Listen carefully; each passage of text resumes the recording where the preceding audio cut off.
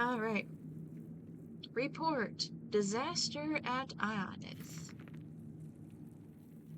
Report of the Imperial Commission on the Disaster at Ionith by Lord Potread, Chairman. Part 1. Preparations. The Emperor's plans for the invasion of Akavir were laid in the 270s, when he began the conquest of the small island kingdoms that lie between Tamriel and Akavir. With the fall of Black Harbor in Isranet in 282, Uriel V was already looking ahead to the ultimate prize. He immediately ordered extensive renovations to the port, which would serve as the marshalling point for the invasion force and as the main supply source throughout the campaign. At this time, he also began the construction of the many large ocean-going transports that would be needed for the final crossing to Akavir, in which the navy was previously deficient. Thus, it can be seen that the emperor's preparations for the invasion were laid well in advance, before even the conquest of Isranet was complete, and was not a sudden whim as some have charged.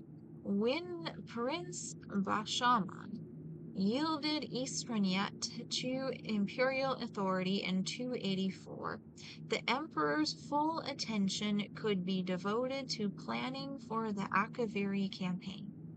Naval expeditions were dispatched in 285 and 286 to scout the sea lanes and coastlands of Akavir, and various imperial intelligence agents, both magical and mundane, were employed to gather information. On the basis of all this information, the kingdom of the Saesi in the southwest of Akavir was selected as the initial target for the invasion. Meanwhile, the emperor was gathering his expeditionary force. A new Far East fleet was created for the campaign, which for a time dwarfed the rest of the navy. It is said to be the most powerful fleet ever assembled in the history of Tamriel. The 5th, 7th, 10th, and 14th legions were selected for the initial landing, with the 9th and 17th to follow as reinforcements, once the beachhead was secured. While this may seem to the layman a relatively small fraction of the army's total manpower, it must be remembered that this expeditionary force would have to be maintained at the end of a long and tenuous supply chain. In addition, the emperor and the army command believed that the invasion would not be strongly opposed, at least at first. Perhaps most crucially, the Navy had only enough heavy transport capacity to move 4 legions at a time. It should be noted here that the Commission does not find fault with the Emperor's preparations for the invasion. Based on the information available prior to the invasion, which, while obviously deficient in hindsight, great effort had been made to accumulate, the Commission believes that the Emperor did not act recklessly or imprudently. Some have argued that the expeditionary force was too small. The Commission believes that, on the contrary, even if shipment could have been found to transport and supply more legions, an impossibility without crippling the trade of the entire empire, this would have merely added to the scale of the disaster. It would not have averted it. neither could the rest of the empire be denuded of legions. The memory of the Camoran usurper was still fresh, and the emperor believed, and this commission agrees, the security of the empire precluded a larger concentration of military force outside of Tamriel. If anything, the commission believes that the expeditionary force was too large. Despite the creation of 2 new legions during his reign and the recreation of the 5th, the loss of the expeditionary force left the empire in a dangerously weak position relative to the provinces, as the current situation makes all too clear. This suggests that the invasion of Akavir was beyond the empire's current strength, even if the emperor could have fielded and maintained a larger force in Akavir. The empire may have disintegrated behind him. Part 2. The Invasion of Akavir. The expeditionary force left Black Harbor on the 23rd of Rain's Hand in 288, and with fair weather landed in Akavir after 6 weeks at sea. The landing site was a small Tseki port at the mouth of a large river, chosen for its proximity to Tamriel, as well as its location in a fertile river valley, giving easy access to the interior, as well as good foraging for the army. All went well at first. The Tseki had abandoned the town when the expeditionary force approached, so they took possession of it and renamed it Septimia, the first colony of the new Imperial province of Akavir. While the engineers fortified the town and expanded the port facilities to serve the Far East fleet, the emperor marched inland with 2 legions. The surrounding land was reported to be rich, well-watered fields, and meeting no resistance, the army took the next city upriver, also abandoned. This was refounded as Ionith, and the emperor established his headquarters there, being much larger than Septimia and better located to dominate the surrounding countryside. The expeditionary force had yet to meet any real resistance, although the legions were constantly shadowed by mounted enemy patrols, which prevented any but large scouting parties from leaving the main body of the army. One thing the emperor sorely lacked was cavalry. Due to the limited space on the transport fleet, although for the time being the battle mages made up for this with magical reconnaissance. The emperor now set out envoys to try to contact the Saseki king or whoever ruled this land, but his messengers never returned. In retrospect, the commission believes that valuable time was wasted in this effort, while the army was stalled at Ionith, which could have been better spent in advancing quickly while the enemy was still apparently surprised by the invasion. However, the emperor believed at the time that Tseki could be overawed by the empire's power, and he might win a province by negotiation with no need for serious fighting. Meanwhile, the 4 legions were busy building a road between Septimia and Ionith, setting up fortified guard posts along the river, and fortifying both cities' defenses, activities which would serve them well later. Due to their lack of cavalry, scouting was limited, and communication between the 2 cities constantly threatened by enemy raiders, with which the legions were still unable to come to grips. The original plan had been to bring the 2 reinforcing legions across as soon as initial landing had secured a port. but the fateful decision was now taken to delay their arrival and instead begin using the fleet to transport colonists. The emperor and the council agreed that due to the complete abandonment of the conquered area by its native population, colonists were needed to work the fields so that the expeditionary force would not have to rely entirely on the fleet for supplies. In addition, unrest had broken out in Yenisleia, athwart the supply route to Akavir, and the council believed that the 9th and 17th legions would be better used in repacifying those territories and securing the expeditionary forces' supply lines.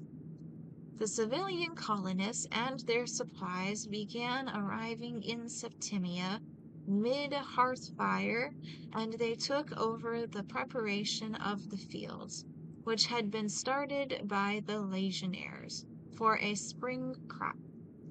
A number of cavalry mounts were also brought over at this time, and the raids on the Imperial colonies subsequently fell off. Teseki emissaries also finally arrived in Ionith, purportedly to begin peace negotiations, and the expeditionary force settled in for what was expected to be a quiet winter. At this time, the council urged the emperor to return to Tamriel with the fleet. To deal with many pressing matters of the empire, while the army was in winter quarters, but the emperor decided that it would be best to remain in Akavir. This turned out to be fortunate because a larger portion of the fleet, including the emperor's flagship, was destroyed in an early winter storm during the homeward voyage. The winter storm season of 288-289 was unusually prolonged and exceptionally severe, and prevented the fleet from returning to Akavir as planned with additional supplies. This was reported to the emperor via battle mage, and it was agreed that the expeditionary force could survive on what supplies it had on hand until the spring. Part 3. The destruction of the expeditionary force. The winter weather in Akavir was also much more severe than expected. Due to the supply problems and the addition of thousands of civilians, the expeditionary force was on tight rations. To make matters worse, the Teseki raiders returned in force and harried any foraging and scouting parties outside the walls of the two cities. Several watch forts on the road between Septimia and Ionith were captured during blizzards, and the rest had to be abandoned as untenable. As a result, communication between the two cities had to be conducted entirely by magical means, a continuing strain on the Legion's battle mages. On the 5th of Sun's Dawn, a large entourage of Teseki arrived at Ionith, claiming to bring a peace offer from the Teseki king. That night, these treacherous envoys murdered the guards at one of the city gates and let in a strong party of their comrades who were waiting outside the city walls. Their clear intention was to assassinate the emperor, foiled only by the vigilance and courage of the troopers of the 10th who were guarding his palace. Once the alarm was raised, the Teseki inside the city were hunted down and killed to the last man.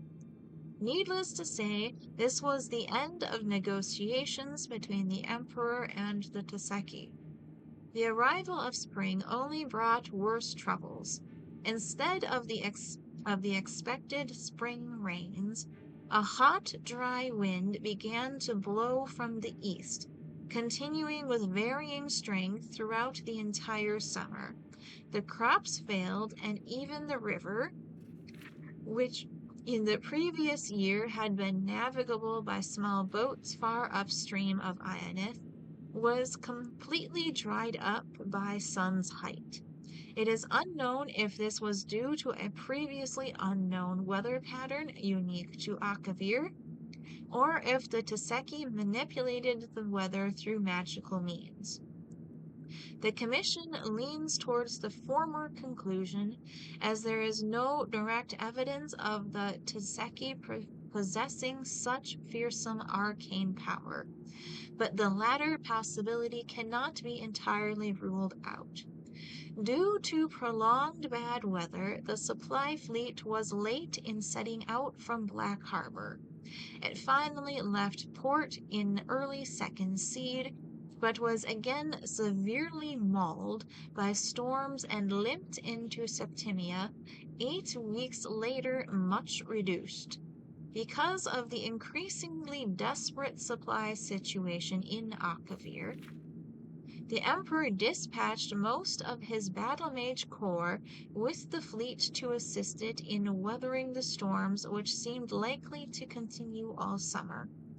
At this time, the council urged the emperor to abandon the invasion and return to Tamriel with the expeditionary force, but he again refused, noting that the fleet was no longer large enough to transport all 4 legions at once.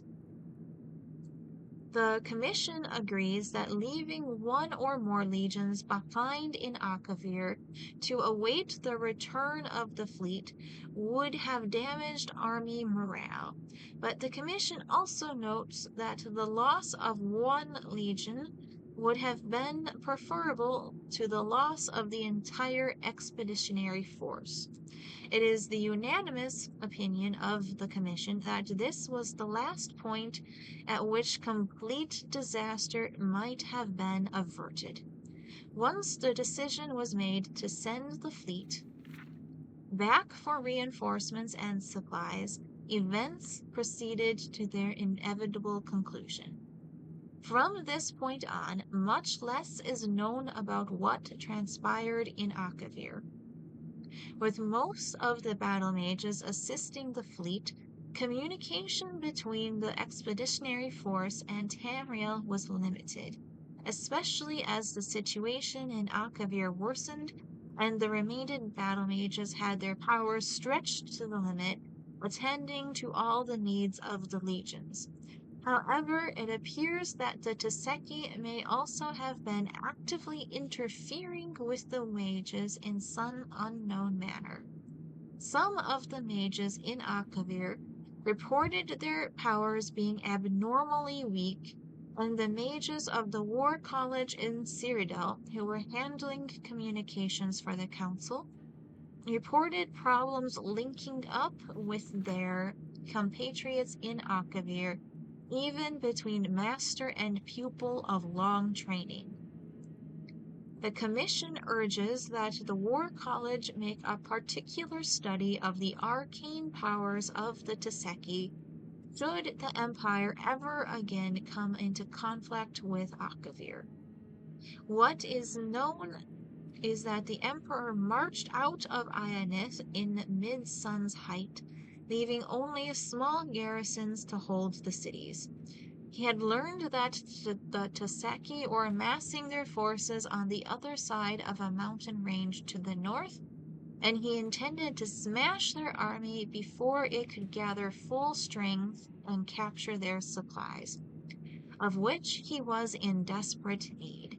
This rapid advance seems to have taken the Teseki by surprise, and the expeditionary force crossed the mountains and fell on their camp, routing the Teseki army and capturing its leader, a noble of some kind. But the emperor was soon forced to retreat, and the legions suffered heavily on their retreat to Ionith.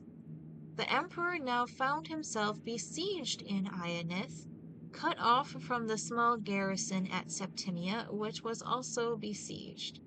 By this time, it seems that the efforts of the few remaining battle ages were devoted entirely to creating water to keep the army alive, a skill not normally emphasized at the War College.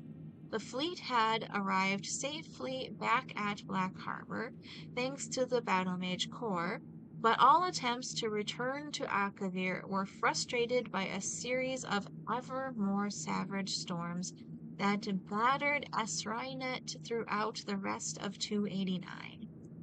The Council's last contact with the Emperor was in early Frostfall. By Evening Star, the Council was extremely worried about the situation in Akavir and ordered the fleet to sail, regardless of the risk. Despite the continued storms, the fleet managed to press on to Akavir. Hope was raised when contact was made with the Emperor's battle mage, who reported that Ionith still held out.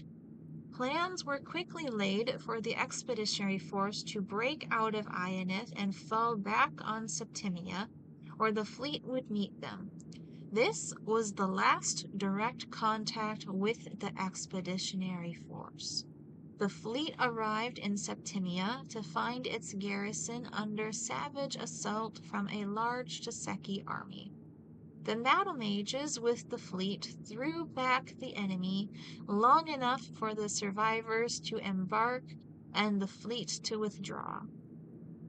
The few survivors of the expeditionary force who reached Septimia told how the Emperor had led the army out of Ionith by night 2 days earlier, successfully breaking through enemy lines, but then being surrounded by overwhelming forces on the road to Septimia.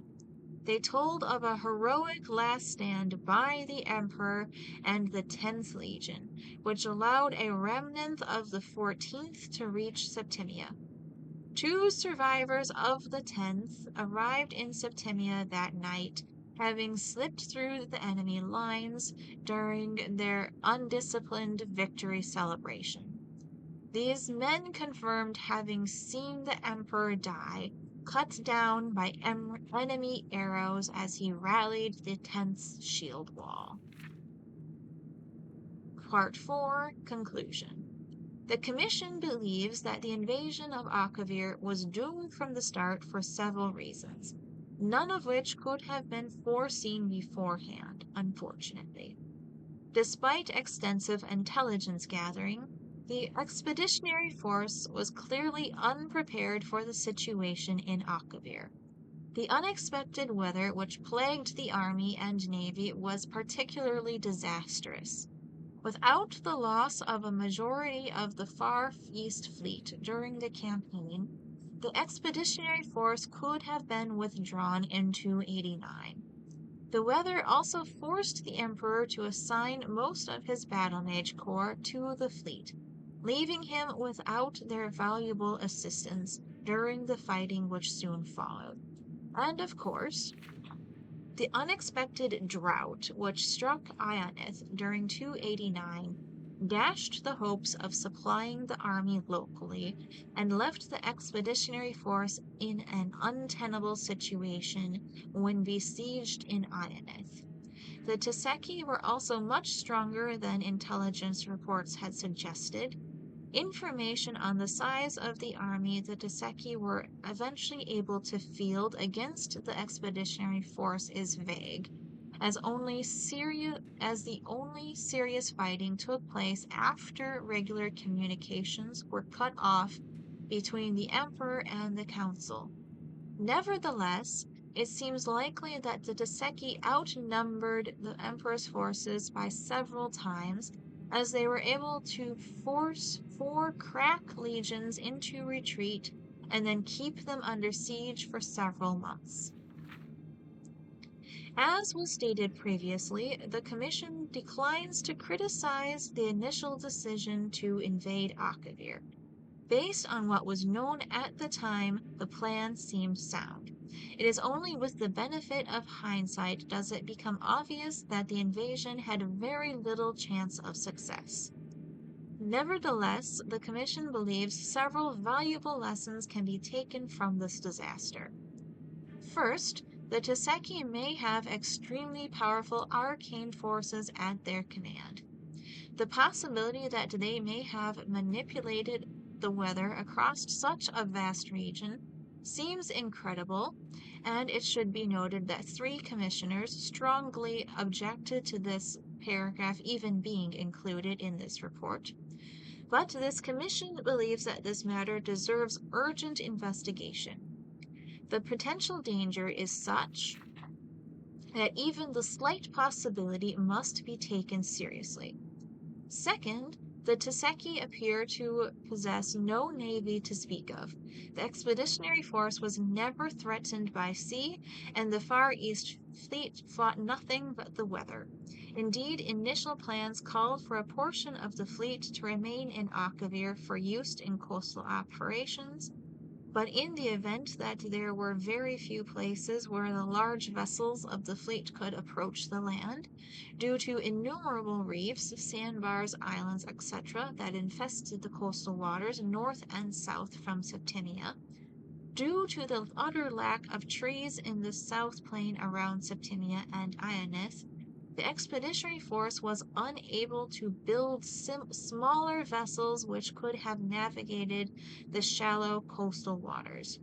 Any future military expeditions against Akavir would do well to consider some way of bringing a means for inshore naval operations in order to exploit this clear advantage over the Teseki, an advantage that was sadly unexploited by the expeditionary force.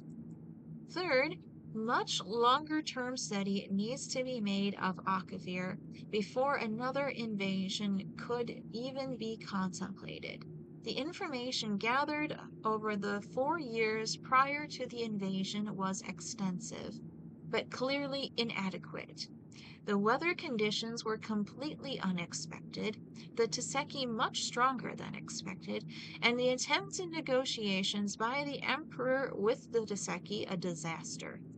Akavir proved alien beyond expectation, and the Commission believes any further attempt to evade Akavir should not be contemplated without much greater knowledge of the conditions, politics, and peoples of that continent than presently obtained. Finally, the Commission unanimously concludes that given what we now know, any attempt to invade Akavir is folly, at least in the present state of the Empire. The Empire's legions are needed at home. One day, a peaceful, united empire will return to Akavir and exact severe retribution for the disaster at Ionith and for our fallen emperor. But that day is not now, nor in the foreseeable future.